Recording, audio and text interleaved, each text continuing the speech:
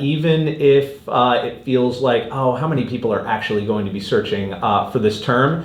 When people do, you need to be there. You need to be part of that conversation. Your website needs to be one of the first that shows up.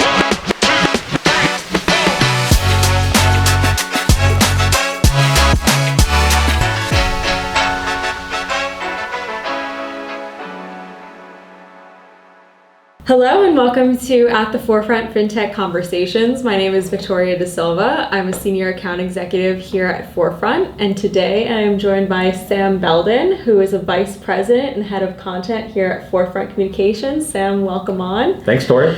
So we're here to talk about a topic that's very near and dear to Sam's heart, and that's search engine optimization. So we're going to go through that and why it matters.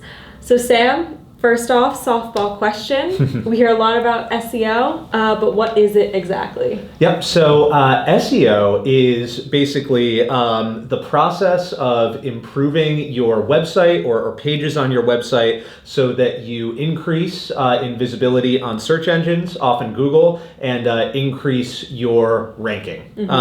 So all else being equal, a website or a page that is optimized for search will perform better than a page that has not had those optimizations performed. So basically, the words that you use in your blog posts, the copy on your website, those things matter a lot, and that's why I focus a lot on SEO as head of content, always writing and making sure that our writing is done in a way that is more search friendly than not. But there are a ton of different factors that go into it beyond just the words that you're using on your website. So we'll get into that a little bit more, but one thing to understand is that SEO, search engine optimization, is not SEM or search engine marketing, which is basically Google Ads, paying for top placement for a keyword for a given search term so that your website is more likely to show up first when people search for that term. SEO does not involve paying Google for favorable placements. It's about making improvements so that your visibility increases organically. So that's a basic overview of SEO, making enhancements to websites or pages to help their organic search ranking. And thank you for that, Sam. Obviously, like you said, that was a basic overview, but it's obviously extremely multifaceted. So that said, next question, what determines whether a page or a website will rank highly? Yeah, so almost maybe a better way to ask that question would be, what doesn't determine whether a website or a page ranks highly? It's an incredibly complex process that Google takes to classify what links should appear for each search term. But the punchline is that for all of these search factors, Google is not just trying to make you jump through hoops or make changes to your website arbitrarily. Google is trying to give its users a good experience and answer the questions that they are essentially asking when they enter a search term. So all of these ranking factors are basically Google's way of measuring, okay, how good of an experience are you going to be pointing our searchers to, and how effectively are you going to be answering their likely questions based on the terms that they're searching for. So keywords, the words that you use on your page, on your website, we talked about that already, but it's very important. To rank for a given keyword, you need to use it on your website. If you are an order management system provider, you better be using the term order management system and OMS on your website. That is, there's no shortcut, there's no substitute for using the words that you want to rank for. So it's not just about keyword stuffing. It's not just about how many times can I cram this term into my website. Google sees that as spammy. If for example half of the words on a given page were the same search term, Google is very good at assessing the quality of content, so that's very important. So you want to make sure that any keywords you're using, you're sort of incorporating organically into your website or on your page. So about 1 to 2% keyword density, it's called, is the rate to shoot for. If you have a website page with 1,000 words, you should mention the keyword that you want to rank for 10 times or so. It's not a hard and fast rule, but it is a best practice on SEO. As I said, Google is very good at assessing the quality of websites and pages, so better writing will rank better. Google is also very good at determining keywords and terms that are semantically related to the core keyword that you're talking about. So if you were trying to talk about a portfolio management system using the term buy side or asset management, Google can recognize that keyword is related to the narrower keyword of portfolio management system. So just making sure that you are using good terminology, widely recognized terminology, helps your page rank because it's a marker of quality and relevance to Google.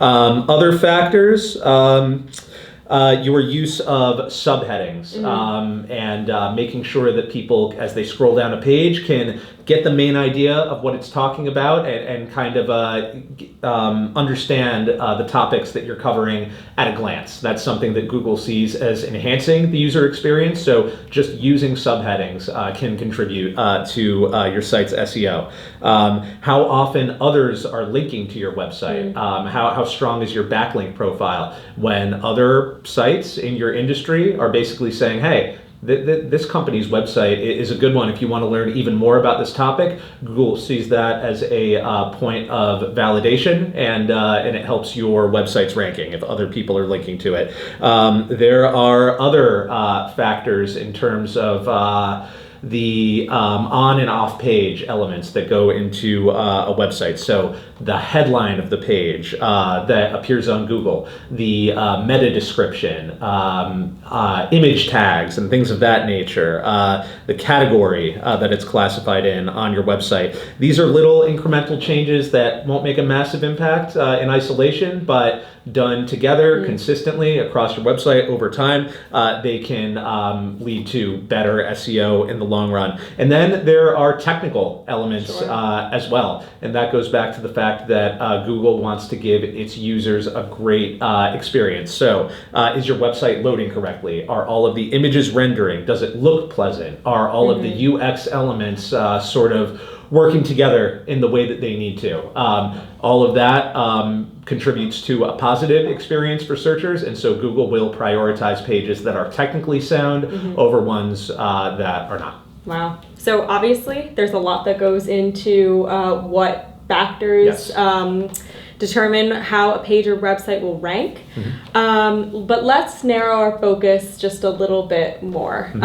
So when it comes to this industry, a lot of B2B fintechs and firms, they have a long sales cycle. They may question why they need SEO. Tell us and tell our listeners why it matters for them. Yeah, so I think there's a misconception about SEO. When a lot of people think of it, they think about e-commerce use cases, and it's just about getting a user to the one specific page that is going to quickly convert them from someone who's just looking around for a product to a potential buyer. And given the long sales cycles that happen in B2B fintech, that process is not so rapid. And so for that reason, some people maybe don't quite grasp at first the value of SEO for B2B fintech, but there are a few examples of why it's definitely important. First of all, you need to rank highly for your own name. And that is by no means a given unless your company name is super unique.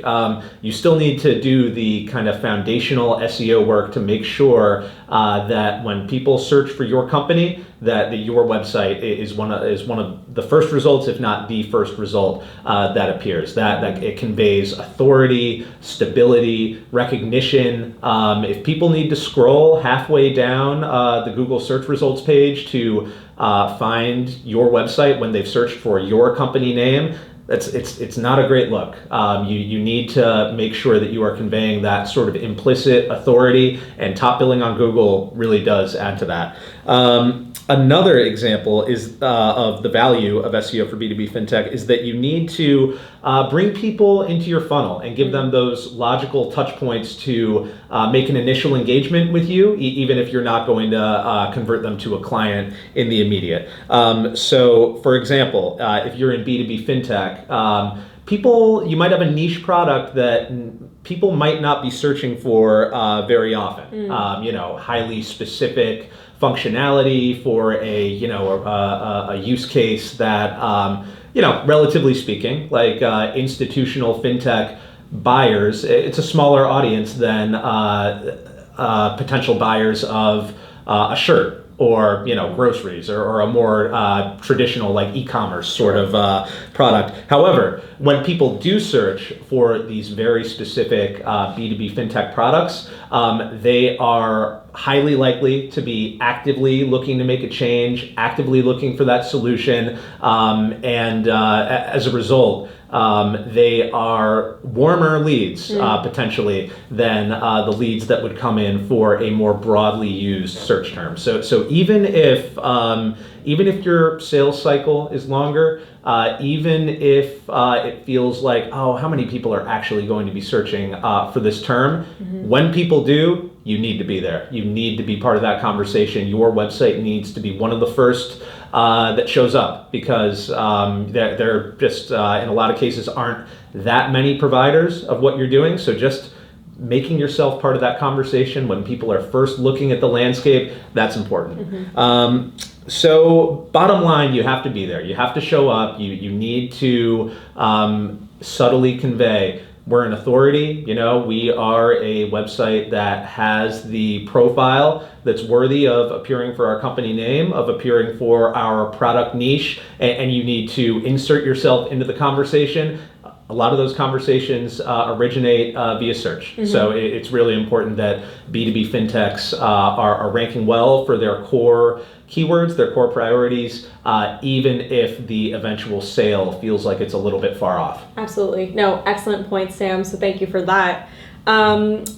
So moving right along here, we work with a lot of firms in terms of their SEO to make sure that they're putting their best foot forward.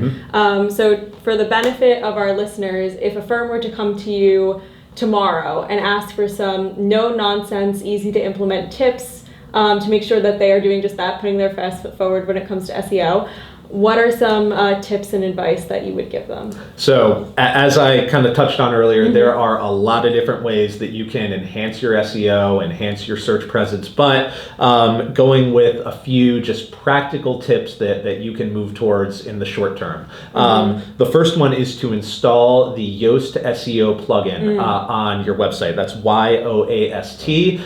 It's a very easy to use plugin that works with the majority of website platforms out there. And basically, the Yoast plugin provides you with a checklist with some foundational SEO considerations there. So it will indicate, oh, have you used the keyword that you're trying to rank for in the short description that shows up on Google? Is it in your subheadings? Are you using it enough in the body of the page? It also has a very easy to understand readability score, which Google looks at when it's determining user experience. Yoast SEO plugin gives you a very simple, easy to understand and easily actionable checklist to make sure that you are always putting your best foot forward. Another tip that I would suggest is add subheadings and optimize your H tag structure on every page on your website. Google sees this as a mark of organization, gives users a better experience. So going through each page on your website and making sure that not only are you kind of using bold subheadings, but that they are architected the right way on your website's backend, that can go a long way to conveying to Google that this is a website that is going to give people a good experience. And then finally, the last tip that I would suggest from a practical standpoint is to link liberally. Anything that you post to your website should include links to your past content, links to other product pages, and it should also link externally as well. If you have a partner that has a complementary complementary solution, if there is a news article that can validate what you're talking about.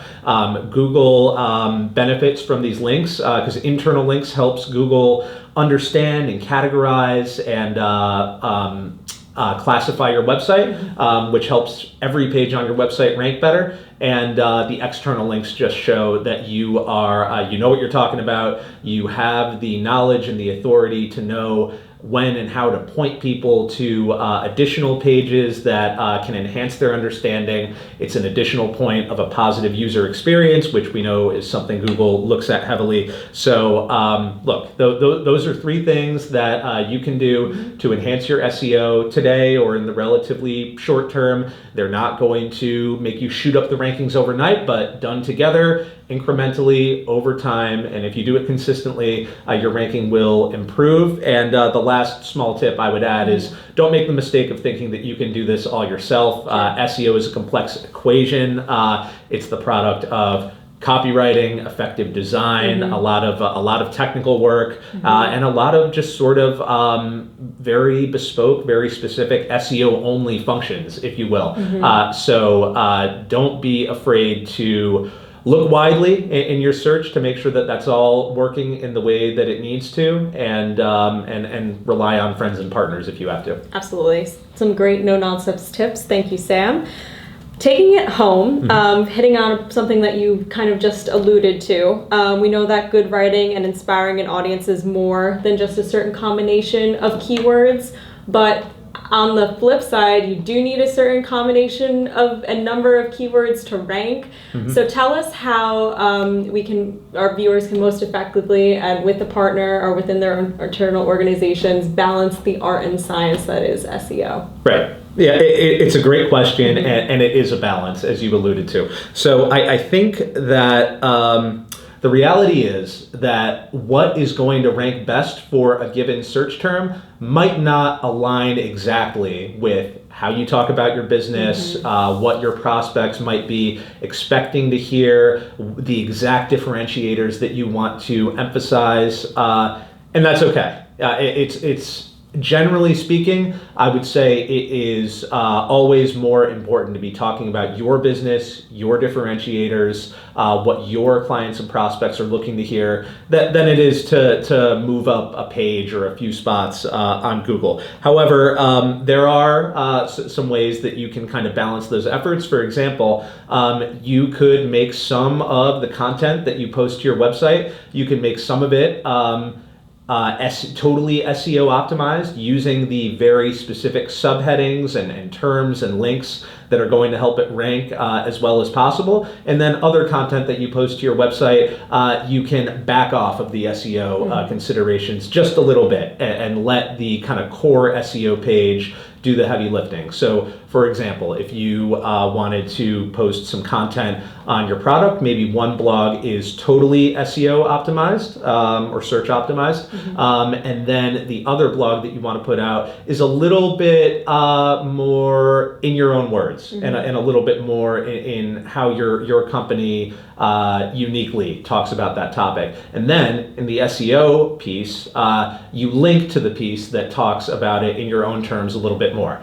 So that way you are kind of having the best of both worlds and putting your best foot forward on search, but you're still going with that highly specific content in a different post that gives you the chance to kind of use your the messaging that's more specific to your firm. And the bottom line, I would say, is that especially in our space, you don't want to let the tail wag the dog. You don't want to talk about things that don't quite sound right, or that are a little bit off topic in the service of SEO.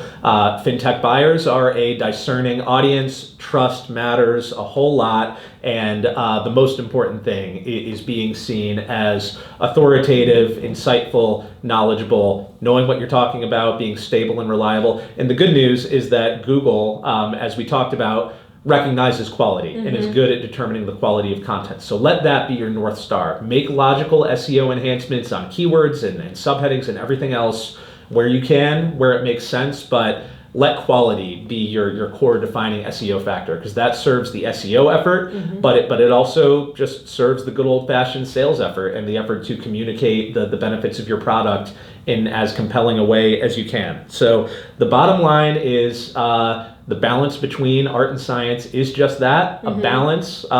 Stick to your messaging, be open to making these changes to boost your rankings as much as possible. Pick your spots over time, be consistent, always be looking for ways to boost the rankings, and the results will follow naturally. Well, Sam, this has been fantastic. Thank you so much again for your time. If our viewers would like to learn more about Forefront Communications and how we can help you put your best foot forward when it comes to search engine optimization, visit us at forefrontcoms.com. That's COMMS. And thank you again for tuning in. Thank you.